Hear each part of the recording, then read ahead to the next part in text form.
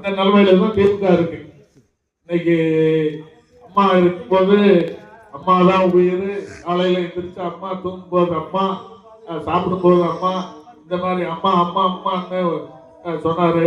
முதலமைச்சர் அவருக்கு வாய்ப்பு கொடுத்தாங்க. அம்மா இருக்கும்போது முதல் முறை வந்து நல்ல மனிதர், பணிவான மனிதர் ஒரு முறையில கொடுத்தாங்க. இருந்தாரு 3 மாசம் 4 மாசம் இருந்தாரு. இது மாதிரி 3 முறை அவருக்கு அந்த வாய்ப்பு கிடைச்சது. ஒவ்வொரு முறையும் கூட அவர் பாத்தீங்கன்னா நடிப்பு உலக மகா நடிப்புட சாமின்னு வடிவேல் சொல்றாருல, அந்த மாதிரி வந்து அம்மா முதலமைச்சராக இருந்த அறையில வந்து அவரு உட்கார்ந்து அவரோட பணிகளை பார்க்கல. காரணம் அவ்வளவு மரியாதை. அம்மா இருந்த இடத்துல நான் உட்கார மாட்டேன் அந்த சீட்ல சொல்லிட்டு இவரோட நிதியமைச்சராக இருக்கும் போது இருந்த அறையில உட்கார்ந்து அலுவலக பணிகளை பார்த்தாரு. அந்த அளவுக்கு பணிவான ஒரு நன்றி கெட்ட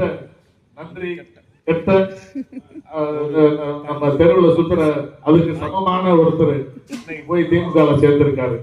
ஒரு முதலமைச்சரா இருந்தவர் ஒரு நாளைக்கு இன்ப நிதி வரைக்கும் அவரு வணக்கம் போடணும், எல்லாம் பண்ணணும். அந்த ஒரு தரங்கட்ட இது மாதிரி 10 பேர் வந்து, அதாவது 10 பேருமே வந்து திமுகவில் குற்றச்சாட்டவர்கள் வழக்கு தொடர்ந்தது. திமுக ஆட்சியில வழக்கு தொடர்ந்தவர்கள் அனைவருமே